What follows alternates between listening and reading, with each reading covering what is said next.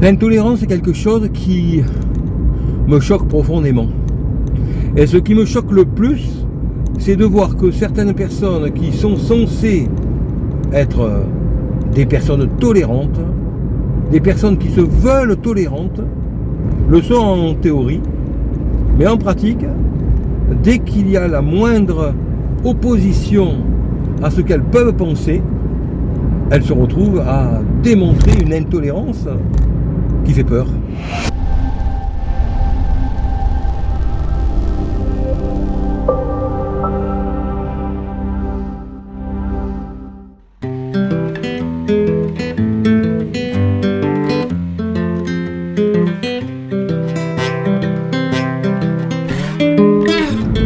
J'ai vu par exemple dans une association tout récemment quelqu'un qui, parce qu'il avait une certaine position lui permettant de décider pour tout le monde, s'est permis à un moment donné de dire qu'à partir d'aujourd'hui, les repas d'association ne coûteraient non plus 14 € mais 15 €. Et cette personne, pourtant une personne éduquée, une personne a priori tolérante, s'est montrée particulièrement intolérante en disant j'ai décidé qu'il en serait ainsi et il n'est pas question qu'il en soit autrement. Alors que, en toute logique, les choses devraient se passer différemment dans une association. S'il y a un problème de budget pour organiser les repas d'association, le problème doit être soulevé de manière à ce que tout le monde puisse en avoir conscience. Et une solution commune doit être trouvée qui soit satisfaisante pour tout le monde et qui fasse consensus. Mais en aucun cas, il ne peut y avoir quelqu'un qui prend la décision pour tout le monde, sans concertation et surtout sans l'accord des autres membres de l'association. Alors la situation que je soulève ici est une situation somme toute très banale, mais qui montre que même dans le cadre de personnes tolérantes, une certaine intolérance peut parfois être latente et s'exprimer brusquement, sans crier garde, et profondément heurtée. La question que je me pose ici est donc de savoir si nous sommes tous susceptibles de réagir comme ça. L'intolérance est-elle le fait de l'humain ou bien est-elle le fait de certains humains? Le fait que certaines personnes fassent malgré tout preuve d'une très grande intolérance, comme je l'ai vu à maintes reprises, par exemple dans les années 2010, lorsque un responsable national d'une autre association a voulu commander, diriger comme un chef militaire une simple association, a démontré à quel point la tolérance est quelque chose de fragile qui peut s'effriter d'un seul coup sans crier garde.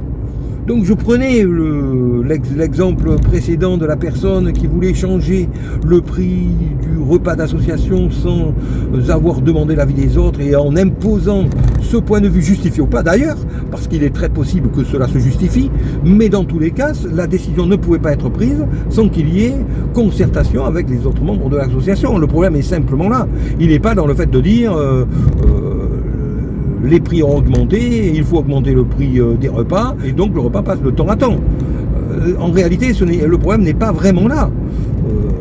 Le problème réside dans le fait de prendre une décision sans concertation, comme une personne qui peut se permettre de décider sans demander l'aval des autres, en tirant finalement. Cela soulève donc une vraie question. Existe-t-il un tyran qui sommeille en chacun d'entre nous? Qu'aurions-nous fait chacun d'entre nous si nous nous étions retrouvés dans la situation de Vladimir Poutine par exemple? Qu'aurions-nous fait?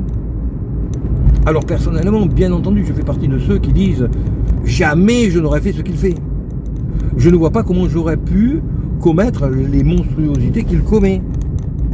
Mais ne suis-je pas dans l'erreur? Car cette perception que j'ai de moi-même est une perception que j'ai du fait que je ne suis pas dans la situation. Si j'avais été dans cette situation, aurais-je été mieux? Alors, j'ai la faiblesse de penser que oui, en ce sens que je n'ai jamais été un voyou comme il l'a été, des banlieues de Saint-Pétersbourg, qui avait l'habitude de faire régner sa loi par la force et le chantage. Je n'ai jamais été un membre de service de renseignement soviétique pour qui la notion de morale n'a rien à voir avec ce qui est notre notion de morale. Donc, bien entendu, j'ai du mal à m'imaginer réagir comme Vladimir Poutine si j'étais dans sa situation. Mais cette hypothèse que je soulève est une simple exagération pour mettre à jour un problème dans son ensemble qui consiste à se demander comment chacun d'entre nous réagirions dans certaines situations dans lesquelles nous ne nous trouvons pas et pour lesquelles nous condamnons les personnes qui s'y trouvent. Et il y a une foule de situations de ce type. Les employés et le patron, les hommes politiques et nous, la population, les immigrés en France et les autochtones. Chacune des situations donne des perceptions différentes qui fait que chacun critique et rejette parfois l'autre. Mais comment réagirions-nous si nous étions dans la situation de l'autre? Telle est la question que je pose ici. Et cela peut paraître antagoniste avec la vidéo précédente, alors que cela ne l'est pas.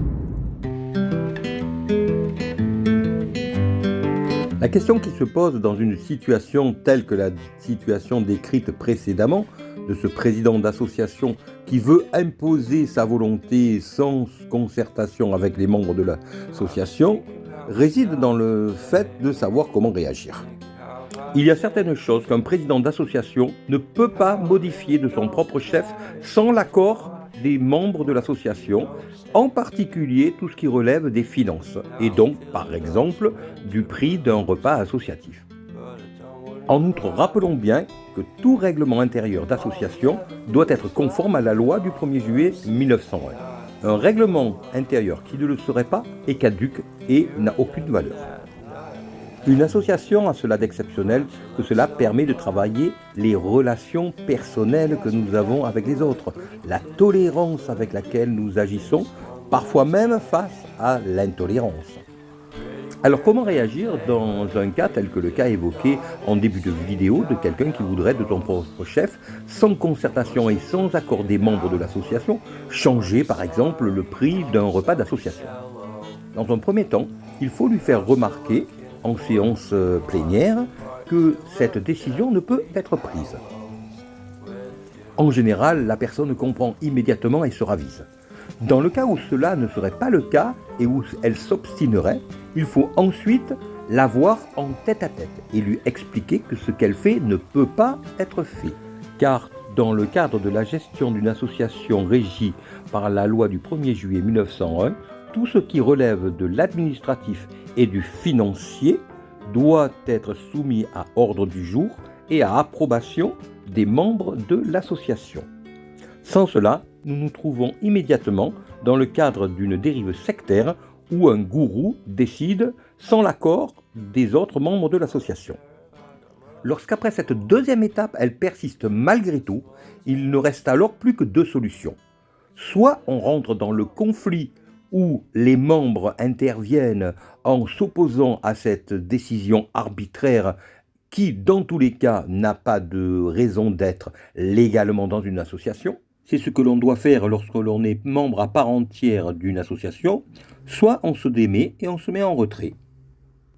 Lorsque l'on est membre à part entière d'une association, non seulement on ne peut pas, mais on ne doit pas se soumettre et accepter une dérive sectaire.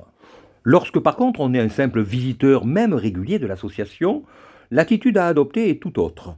Si après avoir mentionné officiellement son désaccord en séance plénière, si après avoir manifesté son désaccord en tête-à-tête avec la personne concernée, celle-ci persiste, dans ce cas-là, il ne reste plus qu'à lui faire connaître la seule solution qui nous reste, qui consiste à ne pas se soumettre en refusant de se retrouver dans une situation dans laquelle on aurait à se soumettre à une décision illégitime. Dans notre cas de la personne qui décide de son propre chef, sans accord des autres membres de l'association, de modifier le prix du repas d'association, il convient donc de faire savoir aux responsables que l'on ne restera plus au repas tant que les choses ne seront pas régularisées légalement et officiellement.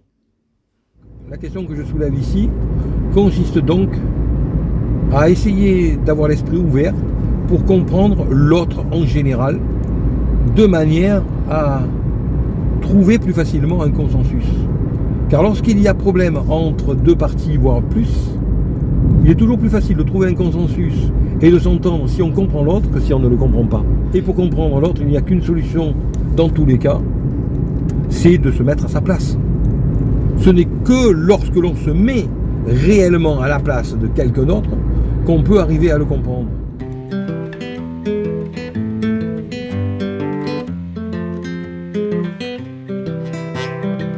Et dans ce cas-là, on peut parfois trouver un consensus à partir duquel une solution ou des solutions peuvent être mises à jour pour éviter que ne s'aggravent des situations qui finalement, qu'une seule chose malheureuse, c'est que les humains ne soient pas capables de se comprendre les uns les autres.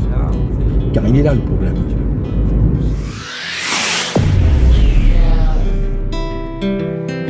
All we ever do is laugh it off, and I'm sick and I don't know why. Do you remember that night?